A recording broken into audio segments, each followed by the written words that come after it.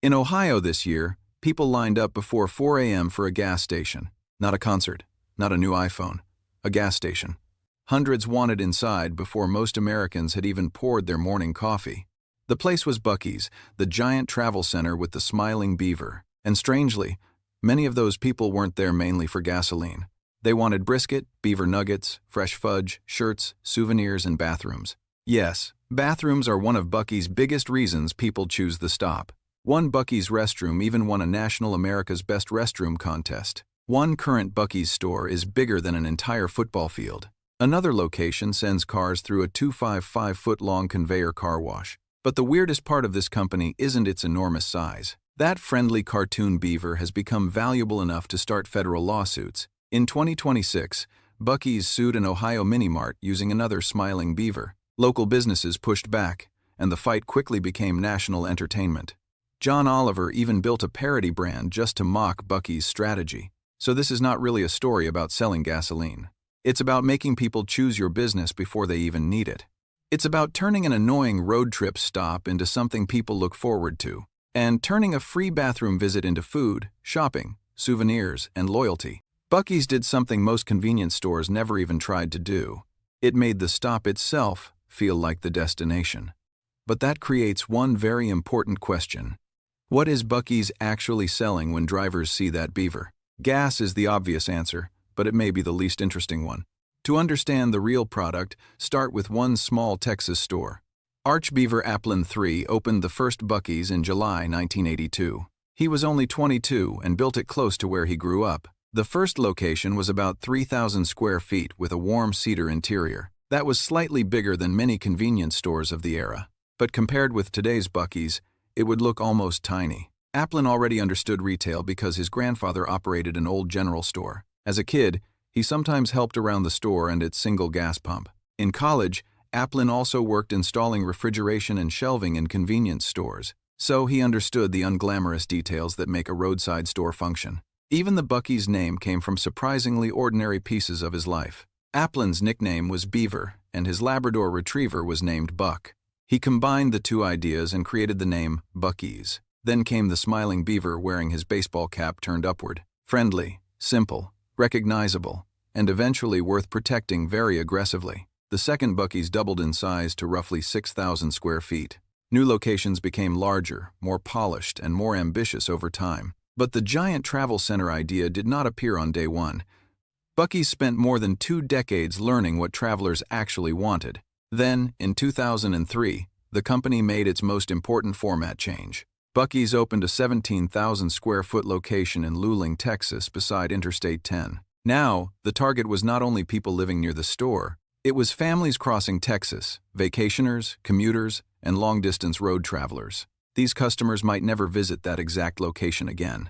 That sounds like a terrible way to build loyalty. Buc-ee's found a way to make those travelers remember the stop anyway, because every long American road trip contains one surprisingly powerful emotion: uncertainty. You're hours from home, the kids are restless, and someone needs a bathroom. You see several exits, several gas stations, and very little useful information. Which restroom is clean enough that your family will actually use it? Which place has food everyone can agree on without another argument? Which stop has enough pumps that you won't sit waiting behind cars?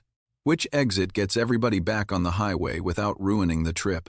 At a random roadside station, every stop can feel like a gamble. Buc-ee's built its reputation by trying to remove that gamble. Applin has said the restroom idea came from traveling with his own children. He noticed that many roadside bathroom experiences simply were not good enough. Then he realized something simple. People remember a place that solves discomfort. So Buc-ee's made a boring promise unusually important to its brand. The bathroom should be large, available, and consistently very clean. Not clean only when the regional manager happens to visit. Clean enough that customers tell other drivers about a gas station restroom. Buc-ee's then turned that reputation into giant roadside advertising. Highway billboards reminded travelers that a dependable stop was waiting ahead. The restroom stopped being an expense hidden behind the snack aisle. It became one of the strongest reasons to choose Buc-ee's over another exit. Then, in 2012, this strange strategy received a national trophy. Cintas named the Buc-ee's in New Braunfels America's Best Restroom. That giant location offered customers 83 toilets to choose from. 83 toilets. Inside a place people still called a gas station. The award made a simple business idea very easy to remember. See the beaver, and you know what the bathroom should be like. That certainty is powerful when a family is tired and in a hurry. Once a family trusts the stop, the next highway decision becomes easier. See the beaver, take the exit, stop searching. But the restroom is only the entrance to Buc-ee's real money machine. Walk out of that restroom and the entire environment starts selling to you. You can smell barbecue before you've even decided that you're hungry. Workers chop brisket where customers can watch, turning food into a small show. Long displays of jerky make a basic snack feel like endless choice. Fresh fudge sits behind counters with the feeling of an old candy shop. There are pastries, coffee, sandwiches, hot meals, cold meals, and beaver nuggets. Then, after a few steps, the building stops looking like a gas station. Suddenly there are shirts covered with the same beaver from the highway sign. There are hats, toys, coolers, mugs, blankets, outdoor gear, and home decorations. There are seasonal products people never expected to see beside gasoline pumps. Now think about the customer's journey from the moment the car arrived. Maybe the vehicle genuinely needed fuel before getting back on the interstate.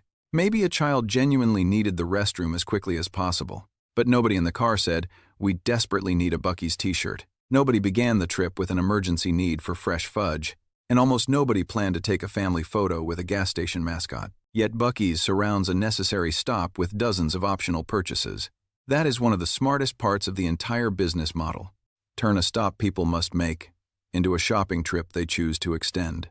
The restroom creates trust before Buc-ee's asks the customer to spend more. The barbecue and snacks create appetite while people are already inside.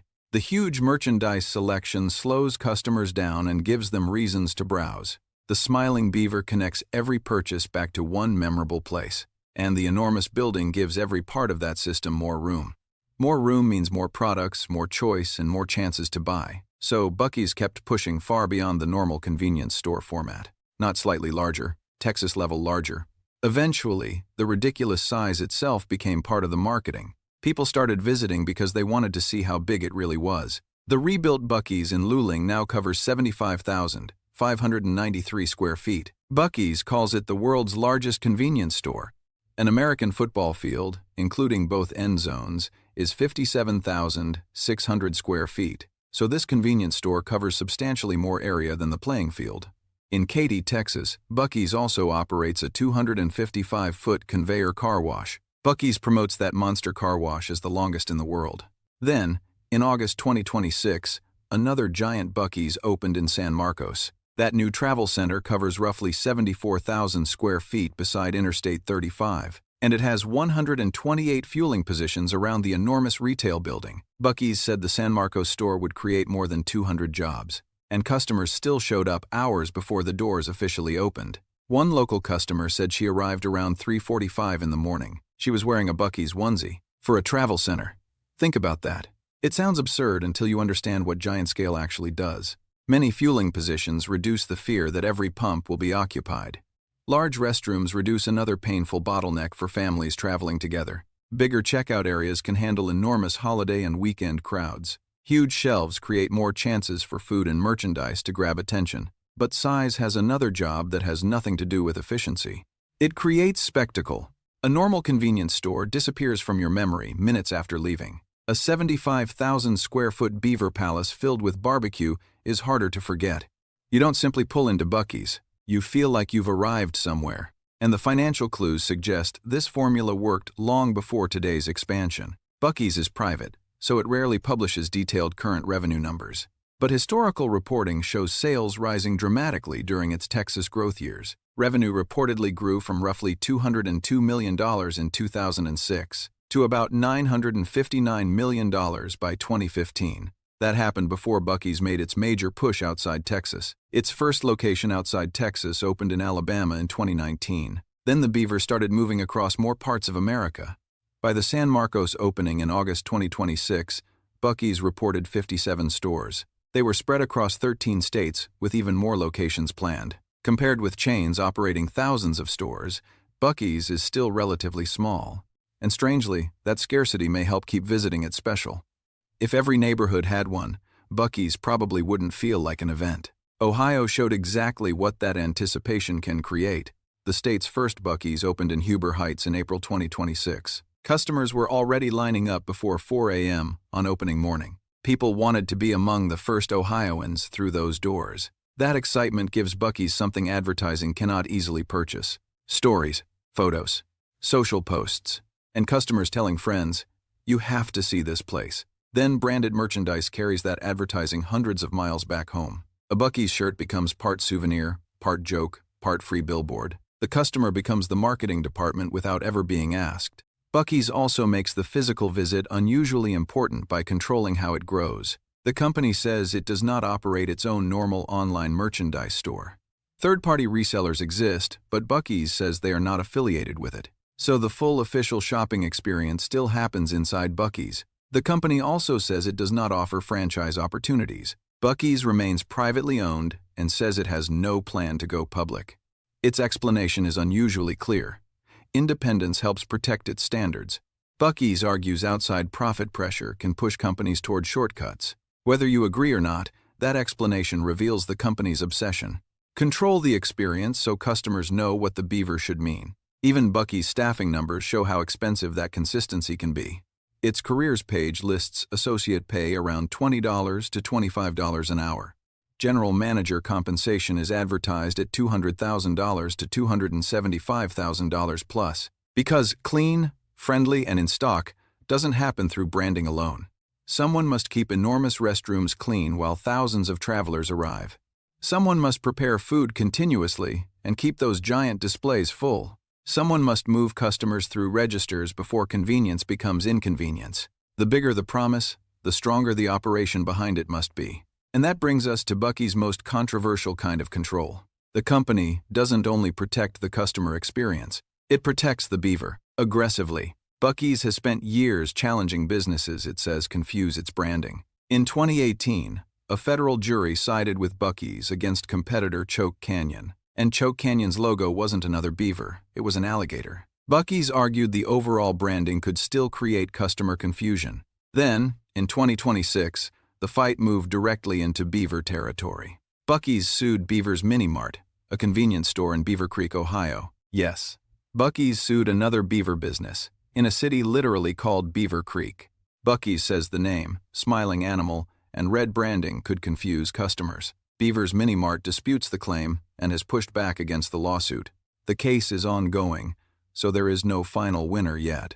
But the public relations battle became much bigger than one store sign. Local businesses started adding beavers to their own imagery in solidarity. Beaver Creek City Council formally recognized the beaver as a historic city symbol. Then John Oliver mocked Buc-ee's trademark strategy with a parody called Buc-off. Suddenly, the company's greatest branding strength was creating national controversy. But that controversy proves how valuable this simple symbol has become. The beaver now means clean, stocked, predictable, oversized, and unmistakably Buc-ee's. And that's the plot. Buc-ee's doesn't just sell gas, it sells certainty people will drive for.